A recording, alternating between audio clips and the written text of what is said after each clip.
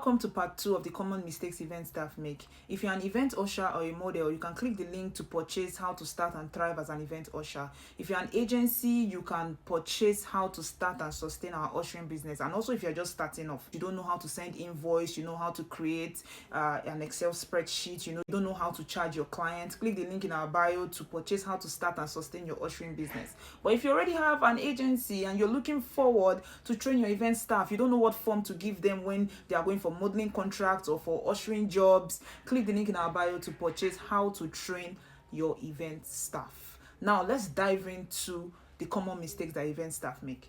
What number did we even stop? I think we stopped at number 6. So now number 7. A guest approaches you, for example, and they will try to ask you a question, or try to tell you that, they've not served them and all of that stuff. They need water on their table. And the next thing you just say is that's not my table. It's not my table. I'm not the one in charge of that area. No. The moment you are wearing a brand uniform, you are an usher at an event. There's nothing like this is not my table. If anybody beckons on you, you should attend to them. You should listen to them. Even if it is not your table, try as much as possible to be attentive, understand what they are trying to tell you first before you start saying it's not my table. Then you can now tell them, mama, ma or sir, let me get back to you on that. Then you can now go and tell the usher in charge of that table that they need your services on that table, and then she can go there or he can go there and go and take their orders. Don't just at a go they're just calling you or they're just asking you a question. They've not even landed. You just start telling them, hey, that's not my table. That's wrong, because you all are working as a team and you must act like one. Number 8 is sizing up your agency's client. You go for an event, for example. You send your pictures when you applied and everything. You're excited that you're going to work. When you get to the event place, you now start seeing the event and you'll be like, this event is a big event. Why are they not paying us this amount? This money is too small for this kind of event. No. That's breach of contract. Now, let me bust your bubble. Most of these big events you see, most of them don't pay as much. Okay, most of these agencies also, they are also doing their best to actually want to feature in most of these events, even if the pay is not so high, so that they can add it to their portfolio and they have something to post on their social media so that more clients can start coming in. Most of the times for these agencies, it is not always about the money. Okay, because it is from this event that they will continually get more events. So most of these events that you tag as big event, or the agency must have collected fat cash and they're paying us peanuts, it might not be entirely true. So you must be mindful and get your facts right before you level any allegation against any agency and be like, this is a big event, I'm not going to do the job again, why would they be paying us this small amount, blah blah blah blah blah. Okay, before you left your house, you know the amount you are getting paid. You've done your expenses and you know that this is what is going to take you there. This is for your feeding and this is how much they are paying you. You already know all of these things. So don't just bring that to their face at the course of the event. It's very disrespectful and you're crossing the line. Number 9, influencing other ushers not to work with a specific agency. If an agency has scammed an usher, it's a different ballgame entirely.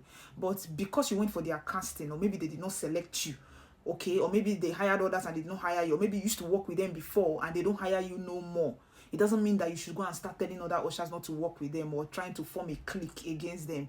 That's very, very wrong. And then again, don't go about telling them, this agency don't pay you, their uniform is not good. If you work with them, before they will pay you, you will suffer. No.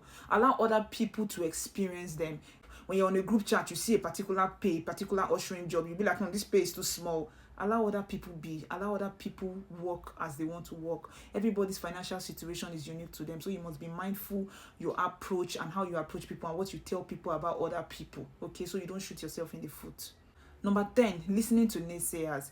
At some point at the event, when you stay very long in the event, you will understand what these naysayers are and what they actually do and what their aim is, right? During the event, when people are working and they now tell you guys, there's another tax, you guys should come and carry this thing, or you guys should do this, you guys should do that. You just see some people, some of those bad eggs, they will start cropping up and start saying, I beg, not be my papa work be this, I beg. This is my father's job. How would I be doing? How much are they even paying us? No. And you too, when you see them saying that, you also want to lean back and you don't want to put in more effort on your job. Don't do that. You need to note one thing when it comes to event or when it comes to anywhere you work. You are not there to satisfy your colleagues. You are there to impress your client. You are there to impress your employer. Okay? So anybody who is putting up any attitude and being like, I don't want to do this, you know how much they are paying you before you came there. So why are you doing that? Why are you saying stuff that will make other people want to lean back and not want to carry out their own duties and responsibilities. So you need to try as much as possible to remove your ears from all of these people that are saying, "No, my papa work," and all of that stuff. In as much as they are saying all of those things, they still want to be a part of the next event that agency would bring. Yet they will go about and go and start saying all of those things, okay? So that you will just lean back and be like, "Oh, it's true, it's true. They are saying, how much are they even paying us that I will not be carrying the work on my head?" Please, if you have to carry an agency's work on your head, please carry it. This is a client service business, okay? So the more an agency gets gigs, the more you would also get gigs. So if you go there and go and be leaning back and be listening to other ushers or trying to join their clique in their dirty characters and those their nasty things that they say behind agency's back, that's on you, okay? Number 11, don't replace yourself without informing the agency. I've talked about this one before. In short, I made specifically a video about this one. You can go through my page and go and see it. Don't go to an ushering job. Don't go to an ushering job. Your friend just told you that, "Oh, come and replace me for so and so event," without you having details about that event, because you end up wasting your transport. When you get there, they will tell you that you don't fit the specification of what they want. You find out that you've wasted transport, tow and flow, and you did not gain anything. Try as much as possible to always have a brief, have a breakdown of what this event is about. How much is the pay? What time are they closing? How much? How long is the event? Is there accommodation if you people have to stay overnight? Don't just go there by yourself and just go there and say, "Okay, I'm replacing Sandra. Sandra told me to come." Sandra told you to come. Who did Sandra tell?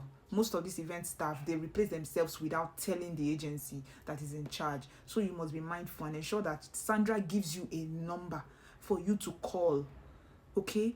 And let them know that you are on your way coming. Don't just go there and go and waste your transport, okay? And you get there and you just say, "Sandra called me," and then you start looking like a raccoon that missed his way from the bush and just entered the city. I think I should make a part 3. But for the meantime, click the link in my bio to purchase How to Start and Thrive as an Event Usher.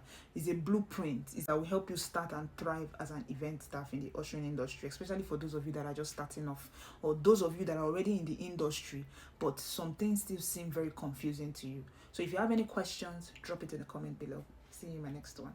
Thanks.